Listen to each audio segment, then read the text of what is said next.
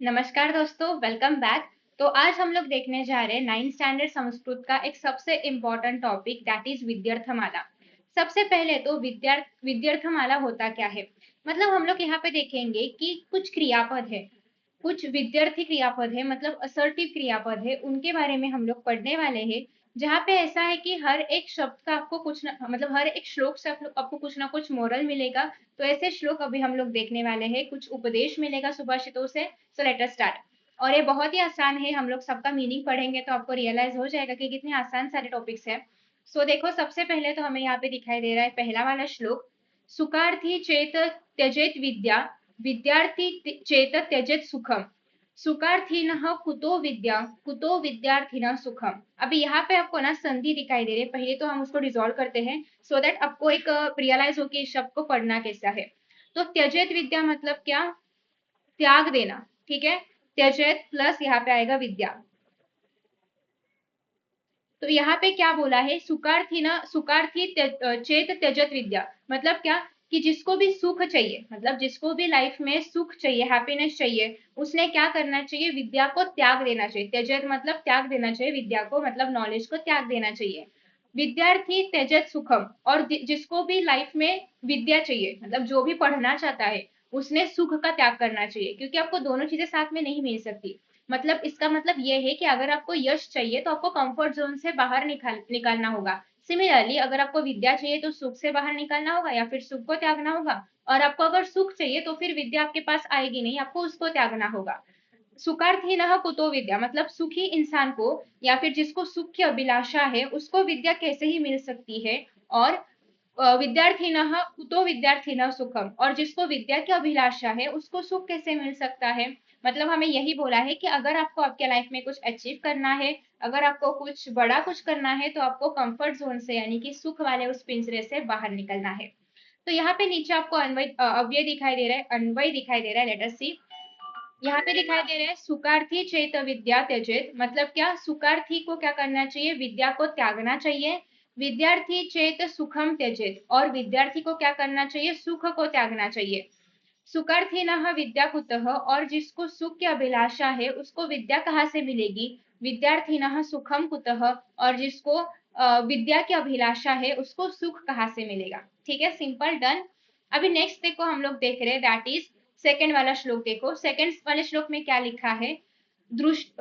दृष्टिपूतम न्यसेत पादम, वस्त्रपूतम पिबेत जलम, सत्यपूताम वदेत वाणीम, मनःपूतम समाचरेत। मतलब क्या, देखो, दृष्टिपूतम न्यसेत मतलब क्या, दृष्टि से पवित्र हो चुका हुआ, पादम मतलब मार्ग, ऐसा मार्ग जो कि दृष्टि से पवित्र हो चुका है। मतलब क्या, ऐसा मार्ग जहाँ पे जो पता है कि हमें कैसा है, जो कि पवित्र मार्ग है, जो कि सत्य का मार्ग है, जो कि सज्जनों ने फॉलो किया हुआ मार्ग है। वस्त्र पूतम पिबेत जलम, और कौन सा जल पीना चाहिए, जो वस्त्र से छाना हुआ हो, वस्त्र से स्वच्छ किया हो, मतलब हम लोग ऐसा प्यूरिफाई करके लेते हैं ना पानी, वो वाला जल पीना चाहिए। सत्य पूताम वदित वाणी, और कैसी वाणी बोलनी चाहिए, जो सत्य हो। ठीक है, जो सत्य, जिसमें सत्यता हो, ऐसी वाणी हमें बोलनी चाहिए।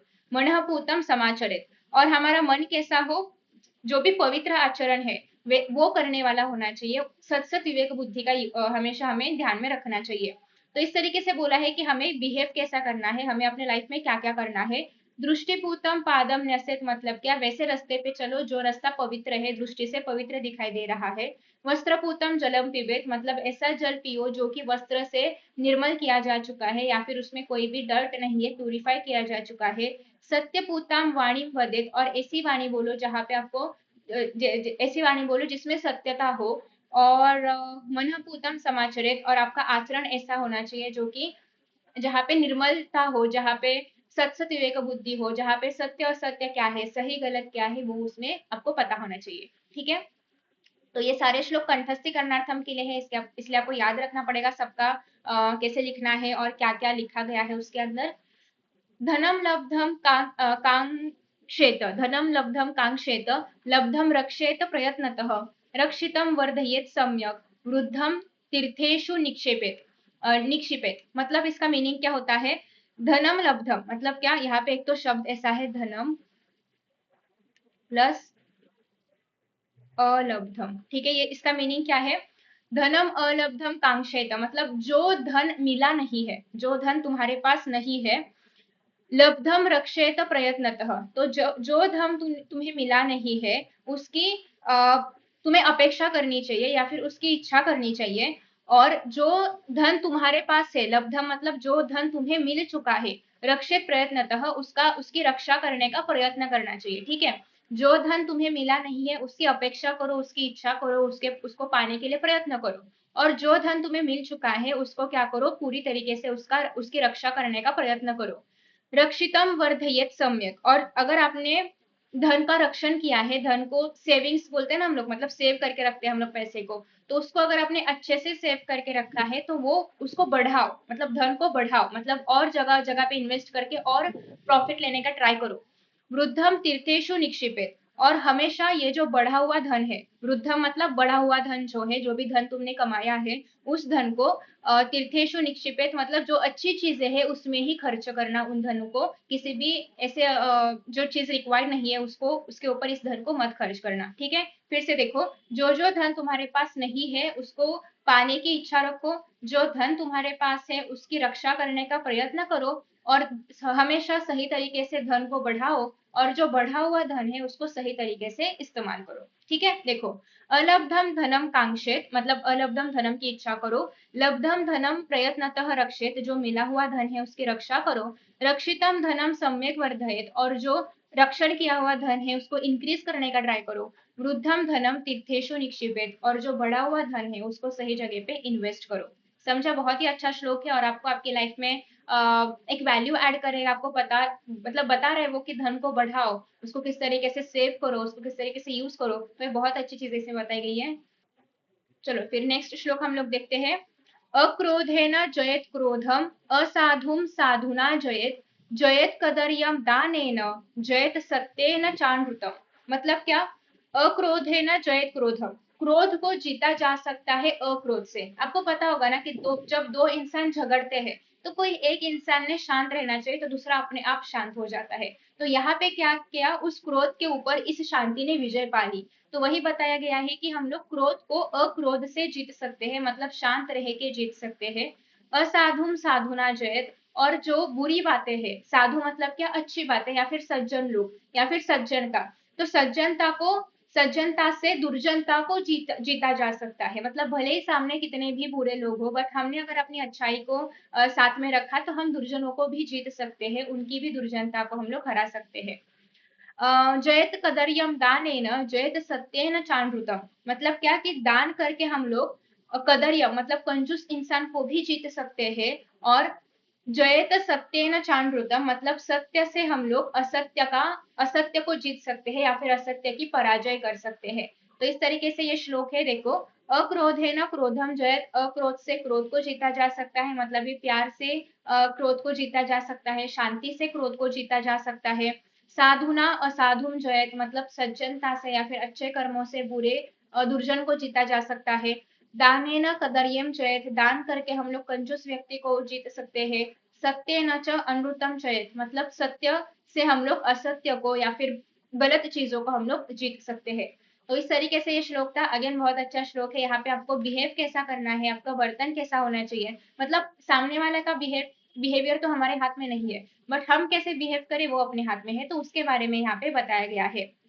फिर नेक्स्ट देखो, दुखे दुखाधिकान पश्चेत सुखे पश्चेत सुखाधिकार, आत्मनम शोक हर्षाभ्याम शत्रुभ्यामीव नार्पयेत, मतलब क्या कि हमारे पास अगर थोड़ा दुख हो तो जिसके पास बहुत दुख है उसको देखो, फिर तुम्हें तुम्हारा दुख कम लगने लगेगा। ठीक है, दुखे दुखा दिखाना पश्चिम, मतलब जिसके पास अधिक, दुखा दिखाना मतलब जिसके पास बहुत ज्यादा दुख है उसको देखो जब तुम्हारे पास कम दुख हो।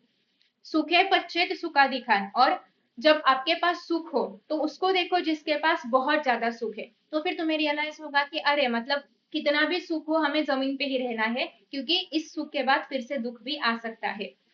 आत्मनम शोक हर्षाभ्याम शत्रुभ्यामी व नार्पयेत, मतलब क्या हमेशा इंसान ने कभी भी खुद को क्या करना चाहिए, शत्रु के सामने, शत्रुभ्याम, शत्रु के सामने कभी भी समर्पित नहीं करना चाहिए। कभी भी ऐसा नहीं रहना चाहिए कि शत्रु हमें आके कंट्रोल करे, ऐसा हमारा बिहेवियर कभी भी नहीं होना चाहिए।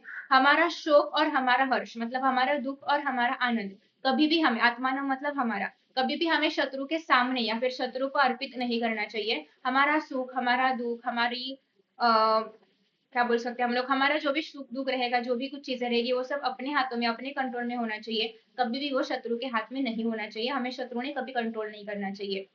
दुखे दुखाधिकाने पश्चेत, हमारे पास जब भी दुख होगा, ज्यादा दुख होने वालों को देखो। सुखे सुखाधिकाने पश्चेत, हमारे पास जब कम सुख रहेगा तब ज्यादा सुख जिसके पास है उसको देखो। शत्रुभ्याम इव शोक हर्षाभ्याम आत्मनम न अर्पयत, कभी भी अपना सुख जो है या फिर अपना आनंद, अपना हर्ष, कभी भी शोक मतलब दुख भी या फिर हर्ष भी कभी भी शत्रु के सामने समर्पित नहीं करना चाहिए। कभी भी शत्रु का कंट्रोल इसके ऊपर नहीं होना चाहिए। फिर देखो, प्रत्यहम प्रत्यवेक्षित नरश्चरितमात्मन, नरश्चरितमात्मनः किन्नु में पशुभिस्तुल्यम किन्नु सत्पुरुषे रीति। तो यहाँ पे सबसे पहले तो हम लोग संधि देखेंगे कि लिखा क्या है, फिर हम लोग इसको पढ़ते हैं। आत्मनः, देखो सबसे पहले नरस चरित आत्मनः, तो यहाँ पे क्या शब्द आने वाला है, नरह प्लस चरित प्लस आत्मनः। ठीक है, मतलब जो भी नर, नर मतलब मनुष्य का, हर समय, प्रत्यह मतलब हर समय, प्रत्यवेक्षण मतलब हर समय, हर बार, परीक्षण मतलब जांचना चाहिए या फिर देखना चाहिए, एग्जामिन करना चाहिए, क्या नर ने मतलब मनुष्य ने अपना वर्तन कैसा है। ठीक है, चरित्र मतलब अपना बिहेवियर कैसा है, अपना चरित्र कैसा है, अपना वर्तन कैसा है, ऐसा इंसान ने हमेशा परीक्षण करना चाहिए। किन्नु में पशुभिस्तुल्यम किन्नु सत्पुरुष रीति, मतलब क्या मेरा वर्तन मनुष्य के जैसा है, मतलब सज्जनों के जैसा है, या फिर मेरा वर्तन पशु तुल्य है या फिर पशु के जैसा है, वो हमेशा इंसान ने चेक करना चाहिए। नरः आत्मनः चरितम प्रत्यहम परीक्षेते, मतलब नर ने अपना चरित्र हमेशा ही उसका परीक्षण करना चाहिए कि क्या मेरा चरित्र पशु के जैसा है, मतलब मेरा बिहेवियर पशु के जैसा है, कि क्या मैं सज्जनों के जैसा बिहेव कर रहा हूँ। फिर देखो, बकवत चिंत ये दर्थान सिंहवच पराक्रमेत वृकवच्चावलुम्पेत शशवच्च विनिष्पतेत, मतलब क्या, बकवत, यहाँ पे वच मतलब वक्त है, मतलब संधि देखो, बकह प्लस बकहवत करो, चिंतयेत, मतलब बक के जैसा चिंतन करने वाला, या फिर बक के जैसा चिंता में रहने वाला। अब बक क्यों चिंता में होता है, तो बगड़ा या फिर बक हमेशा संपत्ति के चिंता में होता है। मतलब बक, मतलब ऐसा नहीं, क्या बोल सकते हैं मैं, कि अगर आपको संपत्ति की चिंता करनी है तो बगड़े के जैसे करो। मतलब आपने देखा रहेगा कि जब भी बगड़ा ऐसे किनारे पे होता है किसी भी पॉन्ड के, तो उसकी वो बस आहट से पहचान लेता है कि नीचे कोई फिश है, और जैसे ही फिश आता है उसको पकड़ लेता है। तो ऐसे ही हमें करना है कि हमारे संपत्ति का इतना ध्यान से, इतना गौर से हमें चिंतन करना चाहिए, हमारे पास जो भी संपत्ति है, कि कोई भी उसको हाथ नहीं लगा पाए, इतना सतर्कता से हमें उसका चिंतन करना है। सिंहवच पराक्रमित, और हमारा पराक्रम कैसा होना चाहिए, सिंह के जैसे होना चाहिए। वृकवत चावलुम्पेत शशवत विनिष्पतेत, और ये वृक मतलब क्या, लांडगा, लांडगा के जैसा या फिर उल्फ के जैसा हमें क्या करना आना चाहिए, किसी को के ऊपर भी आक्रमण करना आना चाहिए, या फिर कोई अगर हमारे को परेशान करे तो उसको सबक सिखाने आना चाहिए।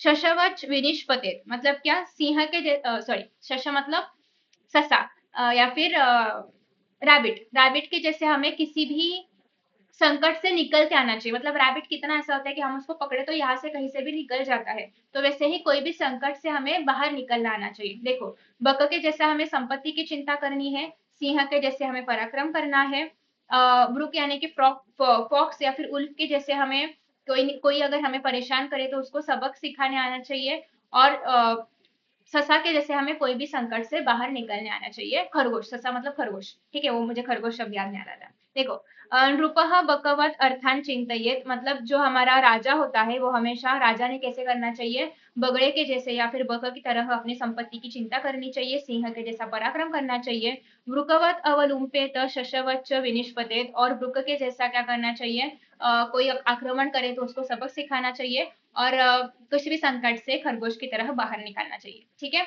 तो इस तरीके से ये श्लोक था। आई होप कि आपको सारे श्लोक समझ में आ चुके हैं, और सात ही श्लोक थे हमारे पास, बहुत इजी थे, एंड आई होप कि अभी आपको इसमें कुछ भी डाउट नहीं है। कुछ भी डाउट रहेगा तो आप कमेंट बॉक्स में पूछ सकते हो। Thank you so much, best of luck for exam, and bye bye.